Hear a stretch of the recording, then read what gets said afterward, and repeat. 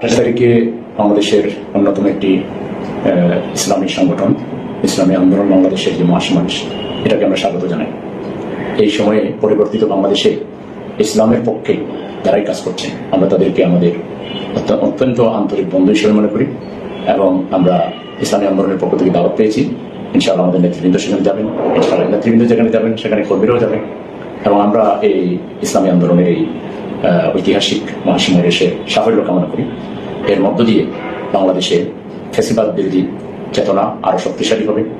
ইসলাম বিরোধী যে কার্যক্রম এখানে আছে বাংলাদেশে, সেই ইসলাম বিরোধী কার্যক্রম আরো দুর্বল হবে এবং ইসলাম কায়েমের, বিশেষ করে বাংলাদেশে ইসলামপন্থী দলগুলোর মধ্যে যে ঐক্যের একটা আমরা সম্ভাবনা দেখছি, এটা আরো শক্তিশালী হবে এবং এটা সময়ের দাবি। আমরা মনে করি যে একটা সময় উপযোগী ওনাদের প্রোগ্রাম, আমরা সেই প্রোগ্রামের সাফল্য কামনা করি। আমাদেরও আগামী 19 জুলাই সোহরাওয়ার্দী উদ্যানে বিশাল জাতীয় সমাবেশ আছে, সেখানেও আমরা সবাইকে দাওয়াত দেব। আমি মনে করি দুই প্রোগ্রামই ইসলামী এই দলগুলোর নেতৃবৃন্দের এবং কর্মীদের মিলন মেলায় পরিণত হবে ইনশাআল্লাহ। আসসালামু আলাইকুম রহমতুল্লাহ। জামাত এবং ইসলামী আন্দোলন অর্থাৎ চরমনাইয়ের স্বাধীনতার পর থেকে আজকে দেখলাম এতে ব্যতিক্রম একটি অনুষ্ঠান। 28 তারিখের ইসলামী আন্দোলন বাংলাদেশের প্রোগ্রামকে কেন্দ্র করে জামাত ইসলামীকে দাওয়াত দেওয়া হয়েছে, নেতৃবৃন্দকে দাওয়াত দেওয়া হয়েছে। জামাত ইসলামী সেটা নিয়ে বিবৃতি দিয়েছে এবং নেতৃবৃন্দ তো থাকবেন এবং কর্মী সমর্থক সহযোগীও সেখানে থাকবেন। তাহলে জামাত এবং ইসলামী আন্দোলন দুইটা পক্ষ মিলে 28 তারিখে একটি সমাবেশ হতে চলেছে, ইতিহাসের শ্রেষ্ঠ সমাবেশ। অতীত নিয়ে কথা বলতে চাই না, বর্তমান নিয়ে, প্রেক্ষাপট নিয়ে, আগামীর বাংলাদেশ নিয়ে, ইসলাম মুসলিম উম্মার জন্য যে বিষয়গুলো সেটি নিয়ে কথা বলতে চাই। সম্মানিত ভিউয়ার্স, আজকের ভিডিওটি গুরুত্বপূর্ণ, আজকের তথ্যপূর্ণ আলোচনা। জামাত নেতা কি বলেছেন সেই ব্যাপারে আপনারা অবশ্যই শুনবেন। তার আগে কিছু কথা না বললে নয়, সে কথাগুলো আপনাদেরকে বলার চেষ্টা করবো ইনশাআল্লাহ। সম্মানিত ভিউয়ার্স, দেশে প্রবাসে, কাছে এবং দূরে যে যেখানে আছেন প্রত্যেককে আমন্ত্রণ জানাচ্ছে আজকের ভিডিওতে। ইসলামী আন্দোলন বাংলাদেশ, জামাত ইসলামী, এই দুইটা ইসলামিক দল এক হয়েছে, অর্থাৎ দুইটা ইসলামিক দল এক হয়েছে এটা বললে ভুল হবে। ছয়টা সমমনা ইসলামিক দল এক হয়েছে, একত্রিত হয়েছে।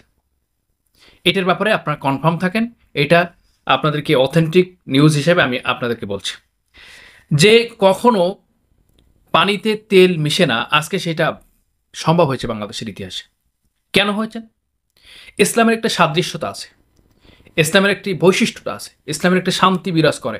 এই সকল কিছুকে আমরা দেখতে পেয়েছি। Islam is the code of complete life, Islam is the complete code of life.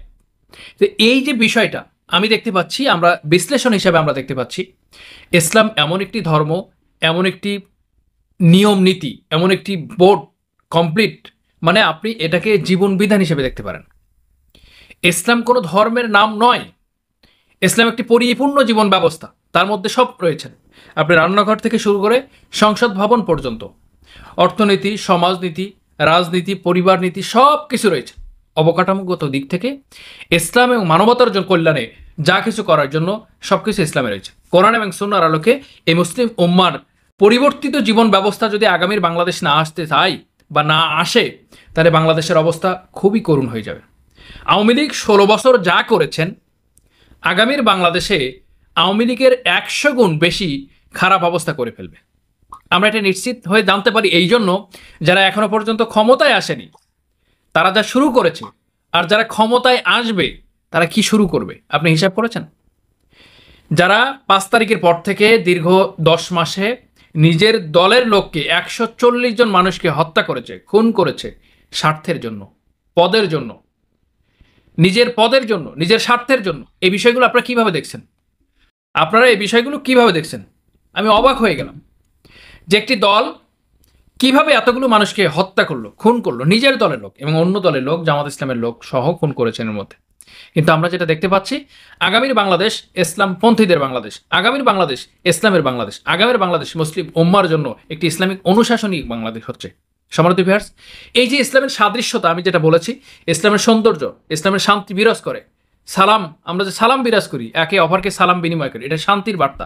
একজন আরেকজন মুসলমানকে শান্তিদায়ক ব্যর্থ করা হয়, যে আল্লাহ আপনার উপরে শান্তি বর্ষিত করা।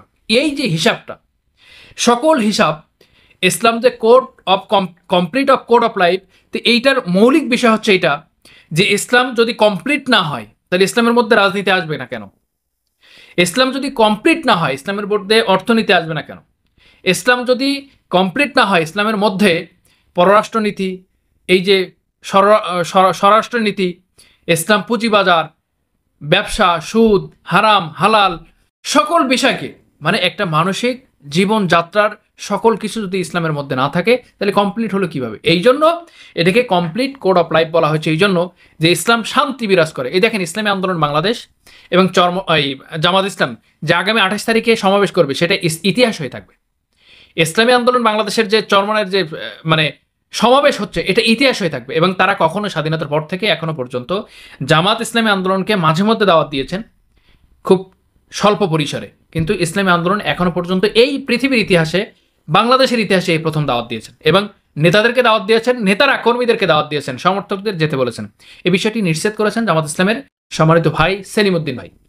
এই বিষয়টা নিয়ে আমার এই জন্য আজকের বিশ্লেষণ যে ইসলাম যে শান্তি, ইসলাম যে সুশীতল ছায়া, ইসলাম যে মানবতার কল্যাণে, ইসলাম যে মুসলিম উম্মার মিল্লাতের জন্য না, শুধু ইসলাম গোটা মানব জাতির জন্য, গোটা মাখলুকের জন্য। কারণ নবী পাক সাল্লাল্লাহু আলাইহি ওয়াসাল্লাম এসেছেন গোটা সমাজের জন্য, গোটা পৃথিবীর জন্য, গোটা মাখলুকের জন্য একটা রাহমাতুল আলামিন হিসাবে প্রেরিত হয়েছেন। সেই নবীর উম্মত হিসাবে আমরা বলতে চাই ইসলাম শান্তির বার্তা আনে বই।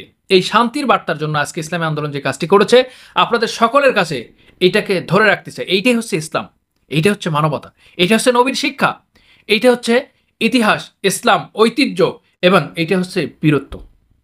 কারণ কখনো ঐক্য বিনষ্টকারী ইসলাম হতে পারে না, কখনো ফাটল তৈরিকারী ইসলাম হতে পারে না। ঐক্য হতে হবে। ও আতাসিমু বিহাবলিল্লাহি জামিআউ ওয়ালা তাফাররাকু।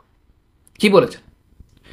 ইসলামপন্থীদের, মুসলমানদের ঐক্যবদ্ধভাবে এবং এটা একটা দলবদ্ধভাবে সংগঠন করতে এবং মুসলিম মিল্লাতরা এক প্ল্যাটফর্মে এসে ইসলাম কায়েম করার জন্য, দিন প্রতিষ্ঠা করার জন্য এই ব্যাপারে ঐক্যবদ্ধ হবে। তিনি উলিল আমরের যে ব্যাপারটা, যে আমরা নেতা নেতৃত্বর যে দায়িত্ব কর্তব্য এবং যেটাকে মেনে নিতে হবে, এই বিষয়গুলো কিন্তু ইসলাম শিখিয়েছেন। আজ পর্যন্ত আপনারা দেখতে পেয়েছেন 5 তারিখের পর থেকে কয়জন ইসলামপন্থী দলে খুন হয়েছেন, পদপদবি নিয়ে সমস্যা হয়েছেন, মারামারি হয়েছেন, দখলবাজি হয়েছেন, টেন্ডারবাজি হয়েছেন, চাঁদাবাজি হয়েছেন, টেম্পো স্ট্যান্ড দখল হয়েছেন। এই সমগ্র বিষয়ে কোনো একটা আপনি দেখাতে পারবেন না। একটিমাত্র ইসলামপন্থী আমাদের সচিবে বা অর্থাৎ এই যে উপদেষ্টা পরিষদে গিয়েছেন, এই যে মাওলানা আফাম খালিদ আহমেদ গিয়েছেন, একটি জায়গায় গিয়ে হজের মানযাত্রা পরিবর্তন হয়েছে, বিমান ভাড়া পরিবর্তন হয়েছে, ইবতিদায়ী মাদ্রাসার সিস্টেম পরিবর্তন, সকল কিছুকে ধর্মীয়ভাবে ইসলাম মানবতার জন্য যে কল্যাণকর সে বিষয়গুলো পরিবর্তন হয়েছে। তাহলে প্রত্যেকটি উপদেষ্টায়, প্রত্যেকটি মন্ত্রীতে, প্রত্যেকটি এমপিতে যদি ইসলাম থাকে, ইসলামের জন্য এই বাংলাদেশ সুশীতল শান্তি বিরাজ করবে, যেটা আফগানিস্তানে করছে, ইন্দোনেশিয়ায় করছে। এভাবে সামগ্রিক দেশে ইসলামিক অনুশাসন হলে হিন্দু, বৌদ্ধ, ইহুদি, খ্রিস্টান যারাই থাক না কেন প্রত্যেকের ন্যায্য অধিকার তারা ফিরে পাবে এবং তারা চাইলেও পাবে, না চাইলেও পাবে। এটা হচ্ছে ইসলামের সাদৃশ্য, সৌন্দর্য। আপনাদের সকলের মতামত আশা করছি। আজকের বিষয়টি আপনাদের কাছে কেমন মনে হয়েছে অবশ্যই আপনারা জানিয়ে দিবেন। সম্মানিত ভিউয়ার্স, আজকের ছোট্ট ভিডিও থেকে বিদায় নিচ্ছি। আসসালামু আলাইকুম ওয়া রাহমাতুল্লাহি ওয়া বারাকাতুহু।